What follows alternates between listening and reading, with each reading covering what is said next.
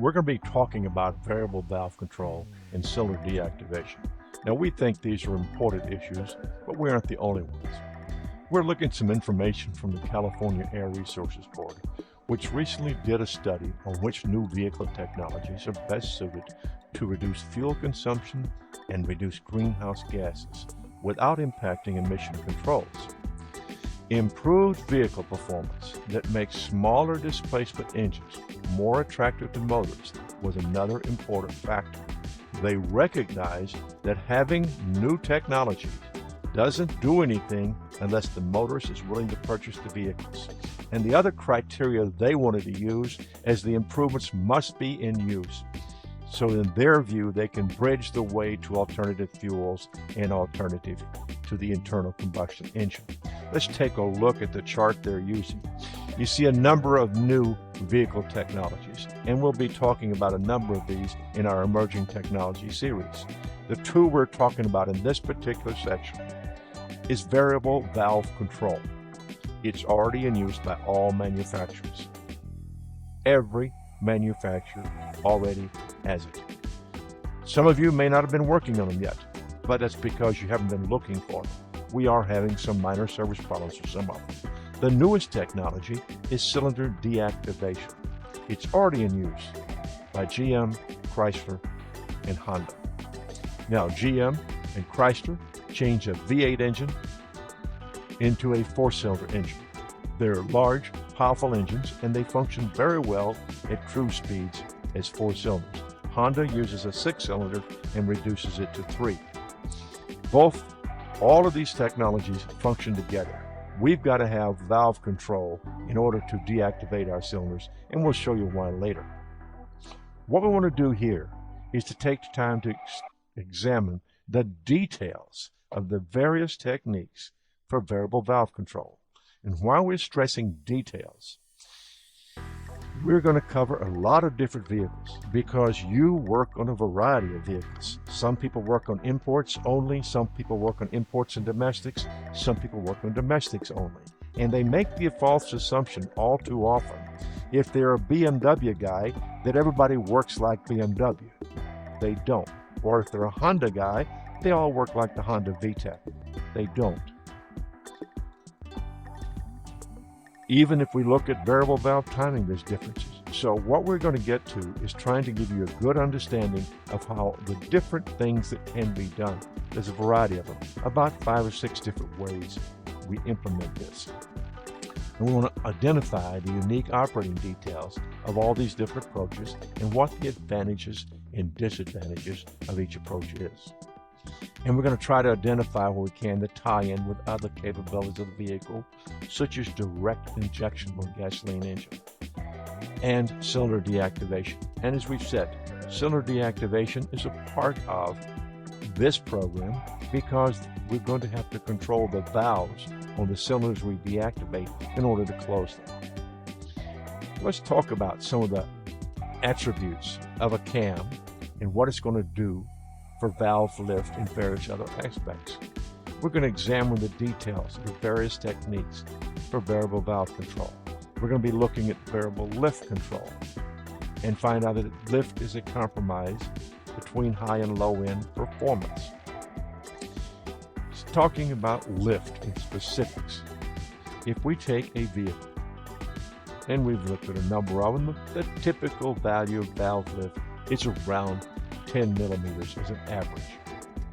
If we take a cylinder, an engine, it's got a 10 millimeter lift, and we reduce the lift to 2 to 5 millimeters, we get great economy, works good at light loads, but limits high-end performance. This is an important attribute. Never can we design one thing that does everything for everybody. The best high-end power is achieved when valve lift is over 10 millimeters, but it has poor idle and it's going to have poor economy.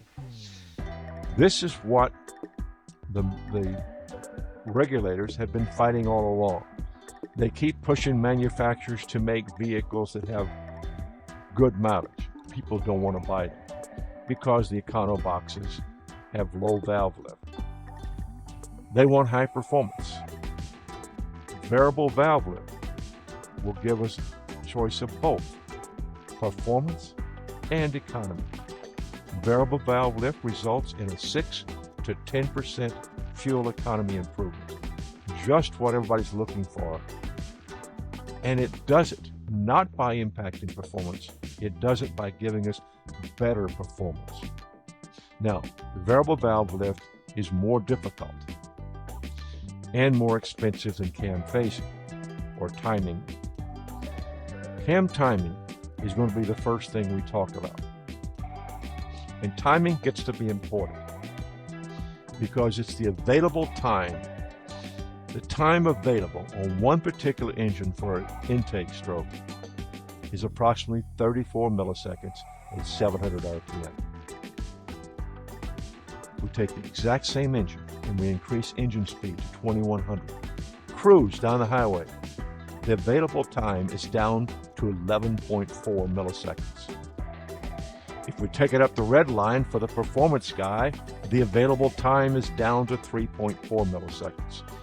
Now, the ideal valve action for 3.4 milliseconds will not be ideal for the valve action at 34 milliseconds. When we do examples like this, we're going to be using specific engines. In most cases, we're using what it would take to modify a small block Chevy engine. There's plenty of information about modifications on this engine. Now, valve design and selection is important. We're going to talk about the different parts that the designer goes through in order to do this. And we'll start talking about the different phases. During combustion or the power stroke, the intake and exhaust valves are closed. The power produced will depend on the expansion of the burning gases we ignite, which is a function of the fuel mixture. The amount of fuel mixture ignited is determined by the engine size and volumetric efficiency. Big engine with poor volumetric efficiency still is not going to do well. Small engine with good volumetric efficiency will do better. And volumetric efficiency is directly related to valve train operation. In the cam design, it's an area where the engine designer has to make compromises.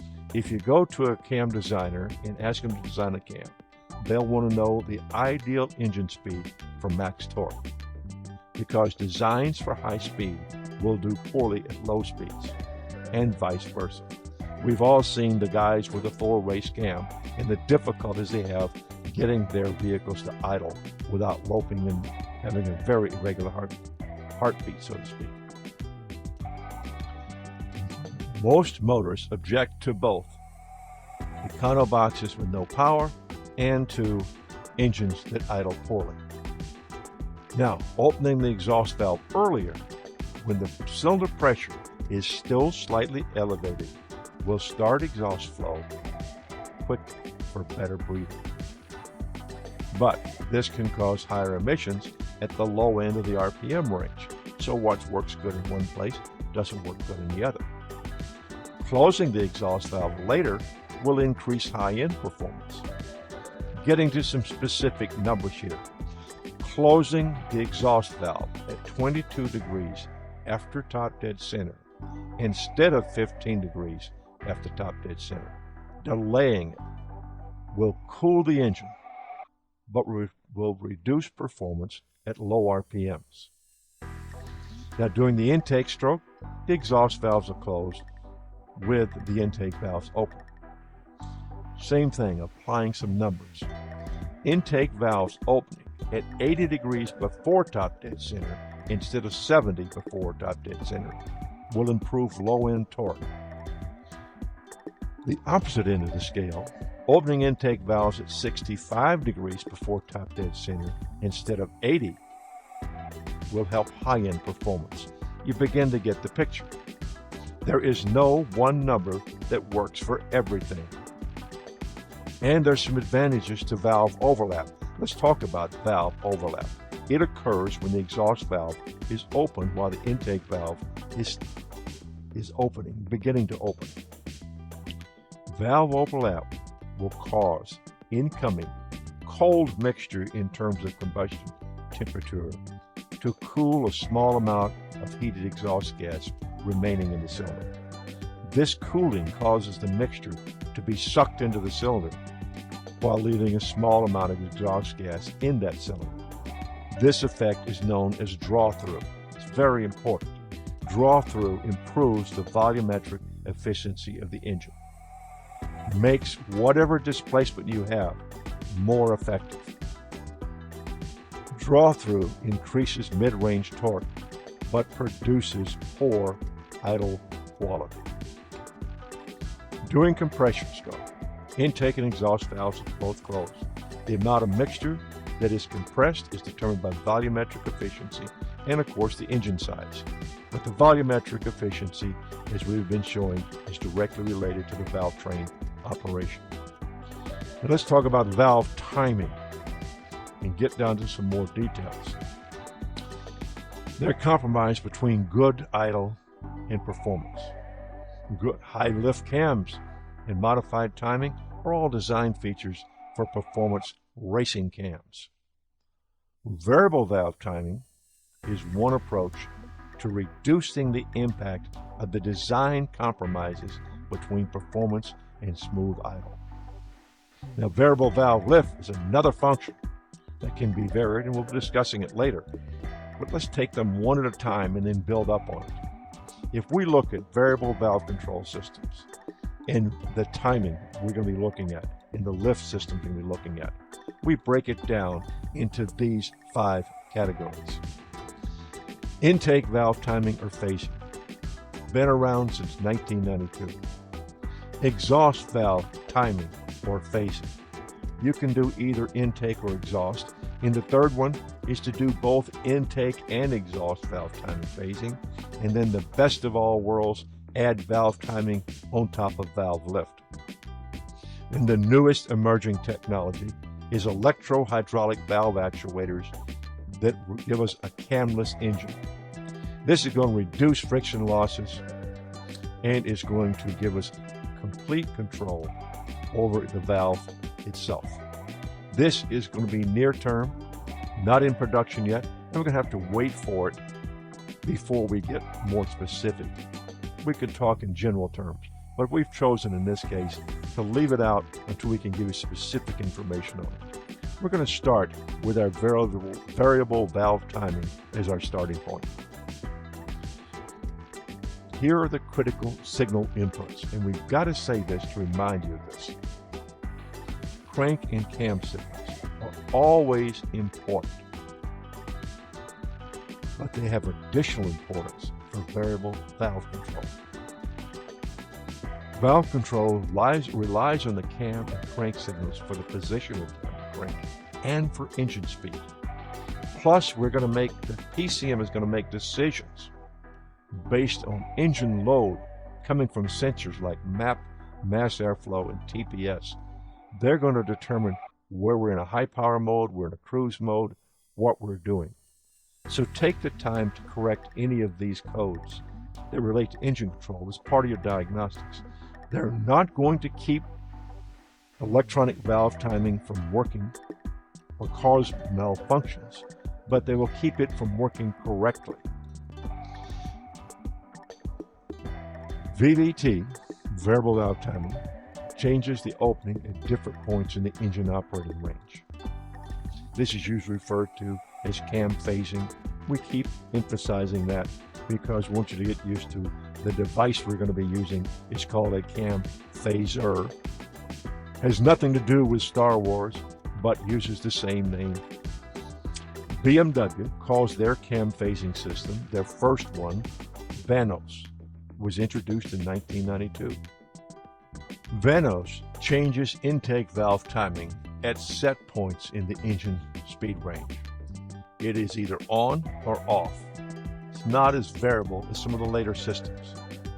And variable valve timing control does not eliminate the need for the throttle plate like you're going to see in the later BMW's Valvetronic systems. VVT allows engine designers to use performance cams that are designed to give good idle.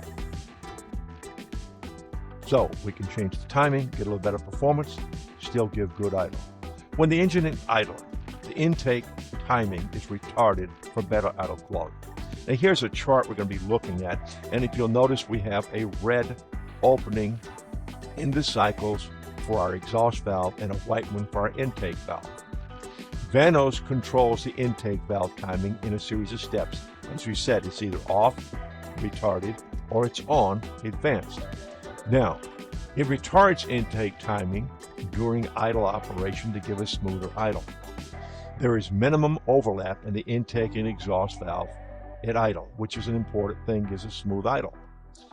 Vanos changes intake valve timing at the set points in engine speed, and they depend on exactly which vehicle, which engine you have, as to where they make their changes. But when the engine is idling, the intake time is retarded for better quality. At mid-range, and as we said before, defined by the engine, the timing is advanced 12.5 degrees. Now, let's say something right off the bat. These two humps are not to scale, but we have shown them overlapping to make a point. You can see here we have an overlap between the intake valve, its opening, it's advanced into the time where it overlaps the opening of the exhaust valve. Now this is going to allow the draw-through principle and other things we've talked about to start taking effect. The valve overlap causes the intake draw-through effect to increase the mixture pulled into the cylinder. Remember, we said before, draw-through is good for mid-range, but is not good for idle. That's why it's been reserved. The draw-through effect is caused by the hot exhaust gases shrinking as it's cooled by the incoming mixture, and it has some other advantages.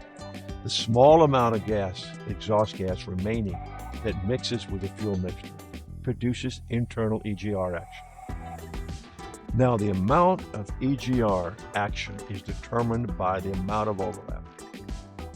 To totally eliminate an external EGR, the variable valve control system requires a range of authority being able to change the timing of 20 to 25 degrees of cam rotation.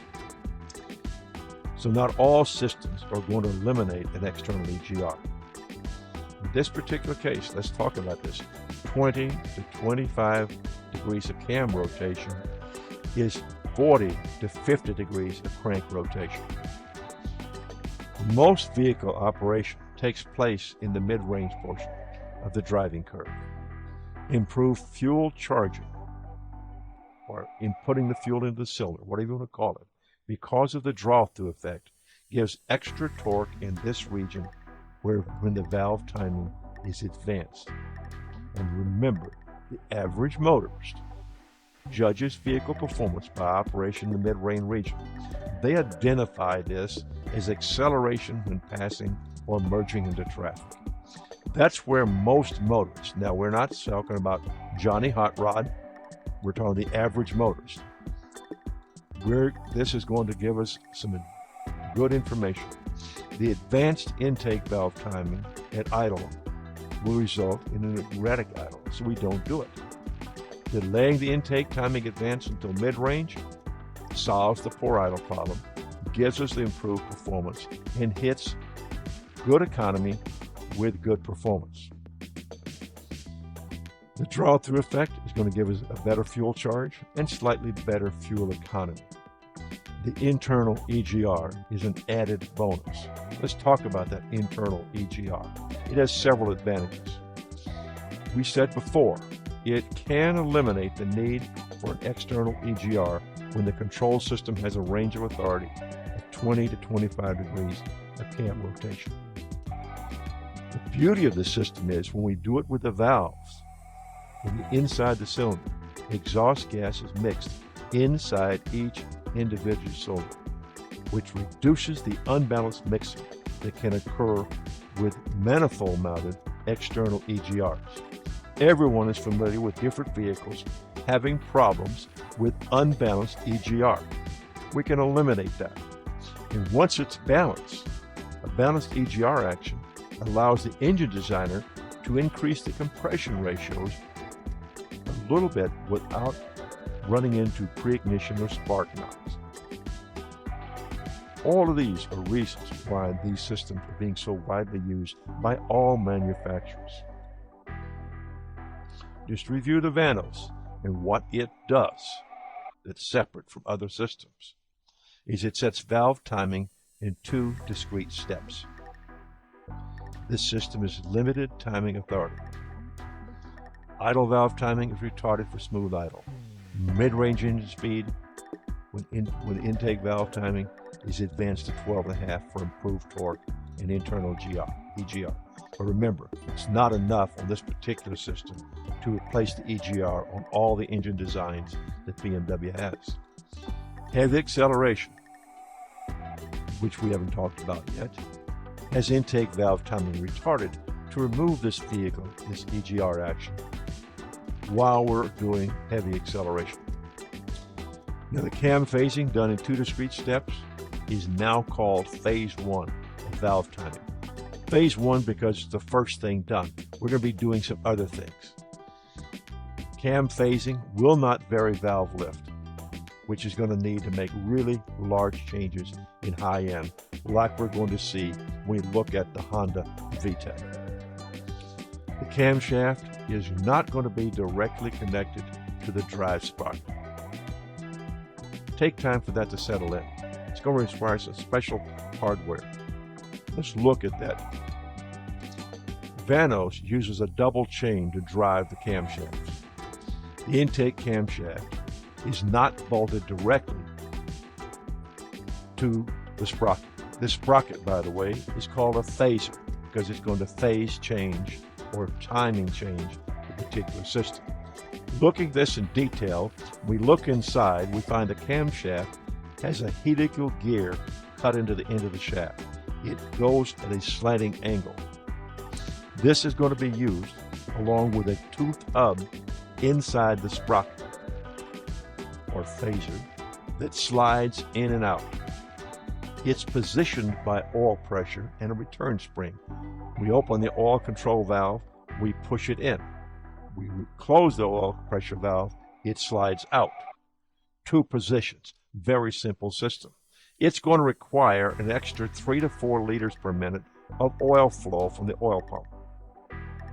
And the oil pressure control is used to position the hub on the vehicle gear, either in or out. It's not a variable, it's an on or off situation. Not much testing to do here. Is it working? Is it energized? Is it not energized? Since Vanos has discrete oil steps, the oil pressure is either on or off, and we can't see, there's no way to test internally. We can only test to see if the solenoid is energized. But let's talk about what happens when we move this inside hub. As it moves along the helical gear, it advances cam timing, opens it earlier. When it moves out along the helical gear, it retards timing. So what we've done is managed to find a way to make slight changes in timing by the way we have this mounted on there. Cam phasing and oil is an important subject. The cam phaser requires 3 to 4 liters per minute of oil flow, which usually results in a larger oil pump. Now, the cam phaser may not operate correctly if the manufacturer's oil recommendations are not followed, particularly oil that does not have sufficient anti-foaming agents. Make sure you use the right oil as recommended by the manufacturer and the right viscosity. Now, watch out for low oil level and dirty oil. It can impair phaser operation. The general opinion among several of the people we've talked to is that failures of the phasers they have been observing tend to follow dirty, clogged, nasty oil with a buildup of sludge, causing a failure. No hard proof of that. Cam phasing is going to increase the mid-range output and torque. And the Vantos, in this case, gives us good idle quality with improved fuel economy. And emissions are lowered with the internal exhaust gas recirculation when the intake valve timing is advanced for mid-range operation. It's expensive and it's simple. And it can eliminate the external EGR, but not in all cases. We'll talk more about that. The disadvantages is the Vantos cam phasing takes discrete steps. The timing is either retarded or advanced, nothing in between. Now the Vanos only changes intake valve timing. Valve lift is not changed like the Honda VTEC. Intake valve phasing with discrete steps is used by a number of manufacturers. It's the early version of the program, predominantly in the 90s, early 2000s. We're going to need a cam timing authority of 20 to 25 degrees of cam timing variation to totally eliminate the need for an external EGR. Smaller examples, in some cases, can reduce the need for an external EGR. It varies by model by model. When we get to where we have 20 to 25 degrees of cam variation, we can always eliminate it. So you have to take this case by case on models. Audi V8 uses a two-stage, discrete step intake cam phasing along with the Fiat Superfire. But one we see a lot here domestically is the Ford Zetec engine. The early ones used a two-stage discrete intake phasing. Later versions used continuous phasing. And most of the newer systems are all going to use continuous phaser. The continuous phaser is not going to move in steps, it's going to move in a continuously variable situation. Now, these engines we've talked about here have two steps to their timing change. They're either on or off. These two states may not be ideal for all operating conditions, and they may not have enough EGR effect internally to eliminate the external EGR. So don't take external EGR elimination for granted. It has to have enough authority that we've talked about in order to do that. Now, the newest and the most widely used now is continuously variable control. It uses an controlled oil pressure to position a cam phaser vane. Instead of having a cup that moves back and forth, it has a vane that moves the cup back and forth. This is continuously varied to change cam timing. Now, the typical solenoid for this oil control is driven by a 300 Hertz signal that uses duty cycle. And we're going to talk about duty cycles. We have high and low control circuits. We'll talk about the low for this part of the demonstration and change it to the other duty cycle later on and tell you the differences. Here's a diagram showing how this works. We have a valve up here that moves back and forth and controls oil pressure applied to a diaphragm tied to a vane down in the phaser. Now, we'll get this close up, but let's talk about how it's going to work. This system will change duty cycle to move the vane to the desired position and then revert to what we call the holding duty cycle to maintain that position. Let's take a look at this holding circuit. The cam timing will vary around a midpoint, known as the holding mode, which is 50% duty cycle. Now, at that time, current flow will be in the middle of its range, and this is an important thing. We're going to tell you how to use current, voltage, and duty cycle. You can use a scan tool, a voltmeter, even a lab scope if you want to. But if you take a look at the diagram up there, we have oil pressure coming into the top.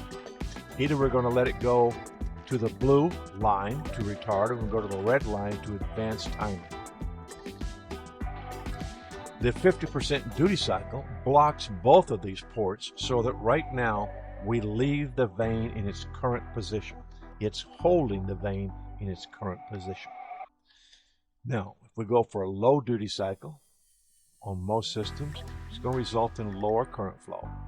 The spring is going to push the solenoid out, and it's going to apply pressure to the blue line, which is going to retard the cam timing by moving the vane. So when we move the vane, we retard timing. One way retard, one way advance. Low duty cycle, it's going to retard with lower current flow and lower voltage. Now, GM is the exception to that. We keep saying we're going to tell you about exceptions where we can. They use a high side driver instead of a ground enabled solenoid. Their duty cycle numbers are going to be reversed. 100% duty cycle is full retard with minimum current, minimum voltage. It's how long does it stay at battery voltage and how long does it stay at zero. 100% battery voltage, 0% is going to be full advance with max current flow. It's going to be on all the time, giving us full power.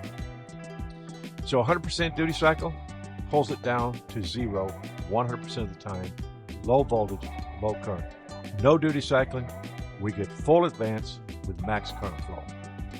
Both drivers hold position in the center at 50% duty cycle. Both are going to give you 50% duty cycle on your scan tool. On your ammeter, they're going to read in the middle of their operating range. On the voltmeter, it's 50% of battery voltage. So we're trying to give you every possible way we can to help you diagnose this, even if you don't have the most advanced scan tool. This is what a continuously variable cam phaser looks like. In this particular case, this application is gear driven, but you see it right there in the front of the cam. Now, this is referred to frequently as phase 2 variable cam timing because it has more adjustments than the 2 steps we had in systems in phase 1, like the BMW Vanos. Continuously variable valve timing can be adjusted to match a wide range of operating conditions and usually have a 20 to 25 cam timing degrees ability to move. If they have that much authority, they usually will eliminate the external EGR. Now this is 40 to 50 degrees of crankshaft rotation. Crankshaft has twice as many rotations as the camshafts. Continuously variable timing can match all these conditions we talked about, but the operating principles are the same as the discrete steps, except they have more range, more authority, and are continuously variable. So they're the same type thing. We're going to have the same type of situation. When we look at our charts like we used with the step function, idle is where we're going to be needing a smooth idle. We want to have minimum overlap, so intake and exhaust are going to be positioned. So there's very little minimum overlap. We go to mid-range light load. The solid line shows us light load crews where internal EGR is needed and higher torque is needed. Now the amount of overlap we get is adjustable. The PCM is going to set this by what it thinks engine load is, engine speed. So all of our load sensors, map, mass airflow, throttle, all play into how much we're going to advance and where this is going to be. That's why we told you earlier, we fix any of those problems before getting too crazy about working on this. Now, those problems will not cause a code here. A code will be because we've commanded something and it did not work. But a lot of people blame poor performance on variable valve timing because it's the newest thing on the car. Do not do that. It could be caused by variable valve timing, and we're going to show you how to find that in a no-code situation. But don't blame variable valve timing without checking all the other load sensors. Now, if we go to hard acceleration, the dotted line, or at idle, we may not want any EGR activity, and we'll move it back and retard it back to the dotted line. We have minimum overlap. During hard acceleration, we need full power. We are plenty rich. We don't have to worry about a little extra oxides of nitrogen.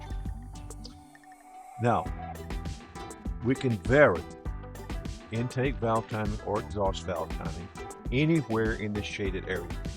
The PCM determines the ideal timing based on conditions from the load sensors.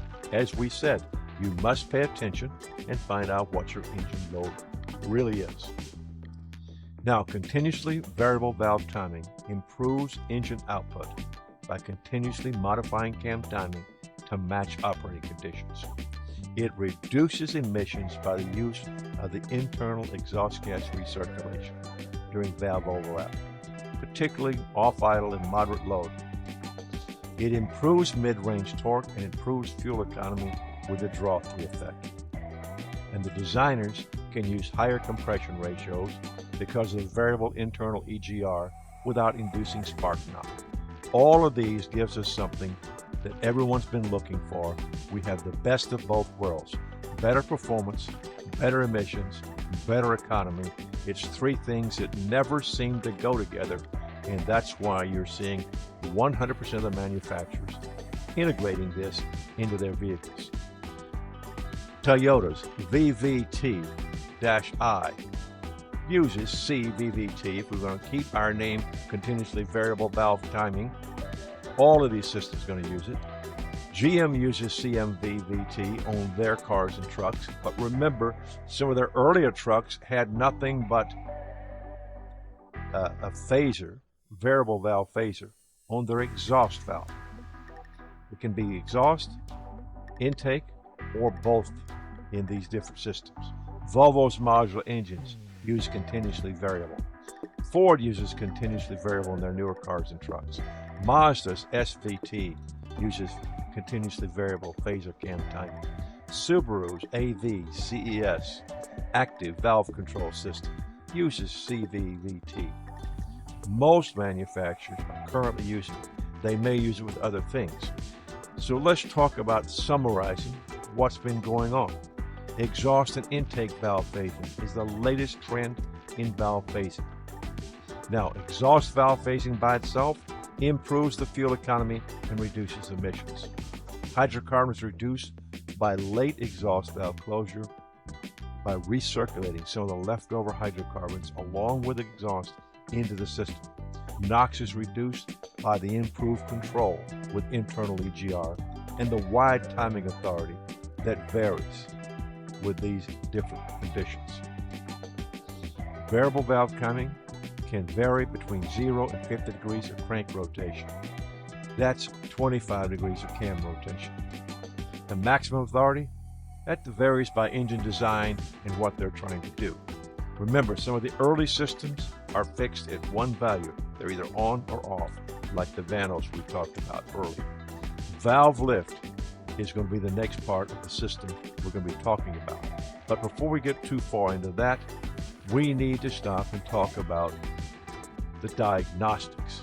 So this is going to end the introduction and this background of how variable valve timing works and the nuances of all the different systems being used by different manufacturers. So you take this part you need to know, and next we'll go into diagnosing these systems and the trouble codes you're probably going to be seeing.